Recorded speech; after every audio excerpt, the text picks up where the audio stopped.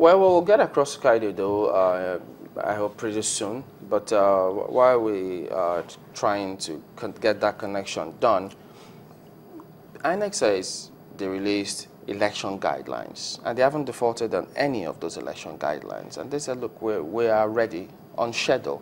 So if security reasons had not been adduced, and then they said, look, so far, we will proceed, because they could have proceeded with yes, the I think at the end of the day, what we need to look at is that you see the silver lining in all of this. That's the way I took it. Let's see the silver lining in all of this. In all of this, it makes INEC to now sit up and say, okay, fine. Look at the various timelines. If I was in research department of each of the political parties, what I would have done is send somebody to INEC and said, okay, INEC, within these 6 weeks, can I have your milestones? And that's one thing we don't do very well. Let me have your milestones.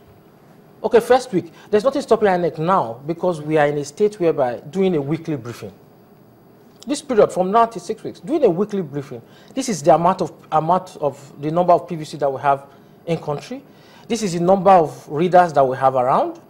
This is the polling unit, how many percent in each of these polling units that have been distributed weekly. Because what you need to do is to build the confidence of the people to know that nobody is trying to use INEC to scuttle this election. It would be hard for you to think that people wouldn't, unless you gauge people's mindset, you read the papers and you go online, people already think INEC has been blackmailed. And people already think that the security agencies haven't done well to come up with that excuse if what you are painting now is another reason. And if you say people should be speaking up, don't you think that if we're saying in 6 weeks we'll crush Boko Haram, Nigeria election will not be shifted again, and another talk about someone whose tenure will soon expire, terminal leave. These are some of the things that we expect the government and agencies to be speaking up on. Now, the right person, you see, there is what I call noise, there's what I call communication. When the right person talks, people listen. Poll will not be shifted again. I don't think it's the NSA that should tell us that.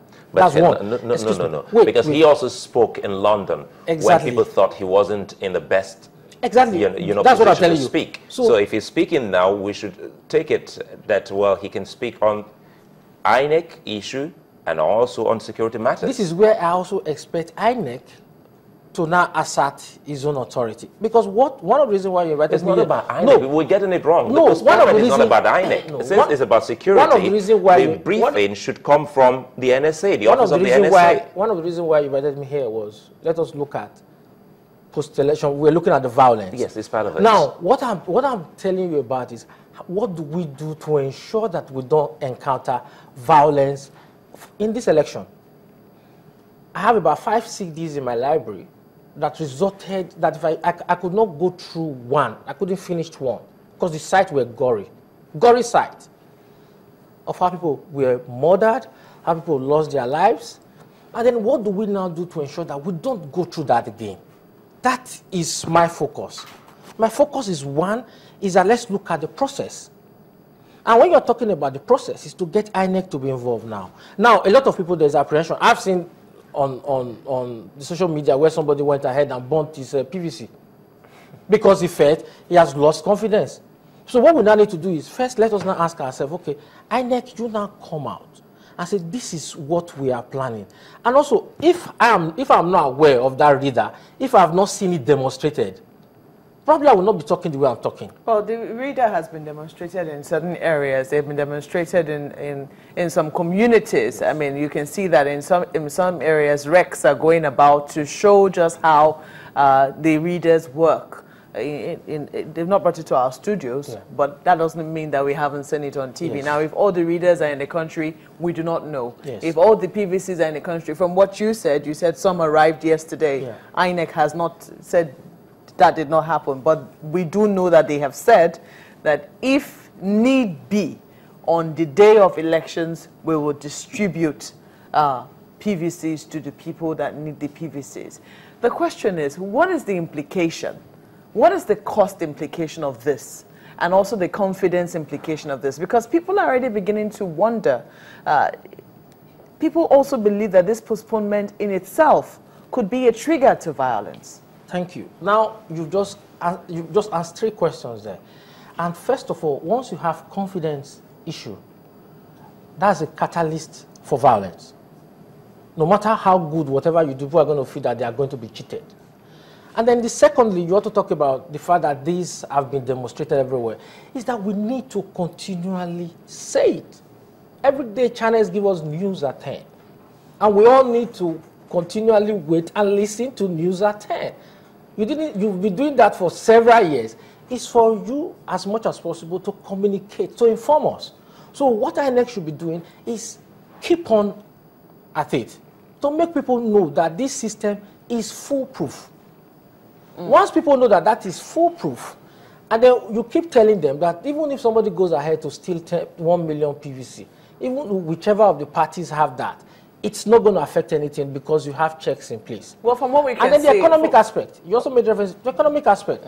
I'll tell you, I know of some companies now, several companies now, that is not ready to do anything. Everything they're talking about right now is that we're going to wait till after election and see where Nigeria is going. So the loss to the economy is huge. It's huge. Even workers, you can't ask for salary increase right now. Mr. Esele, I think maybe you're not getting me. It's difficult for me to really bring this up again.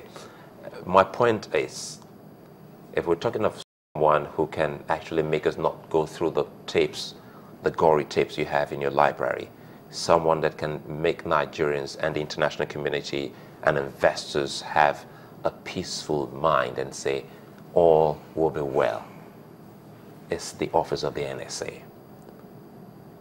72 hours down the line, he should be the one speaking periodically, if not daily and weekly, to the people and the community.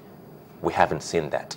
We should go beyond looking at headlines, we'll crush Boko Haram in 6 weeks. Yes. If the cardinal objective of this shift rests on security, then that office should be so busy talking to the people. Is that too much? No, it's not too much. It's not too much, because I think one of the reasons is that why I found out that the NSA is talking so much is that everything was moved on terrorism to the office of the NSA.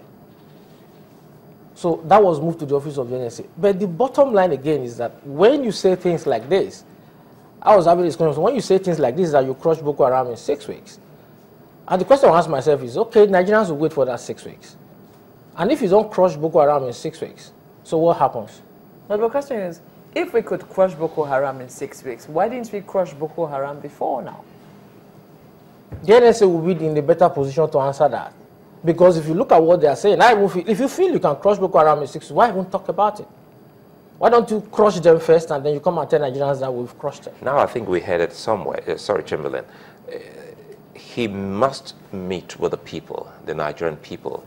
They must ask him questions. Time was when we never got to see the DSS. Then later on, we got to see them. They talk to the people. They discuss with the people, as well as the police.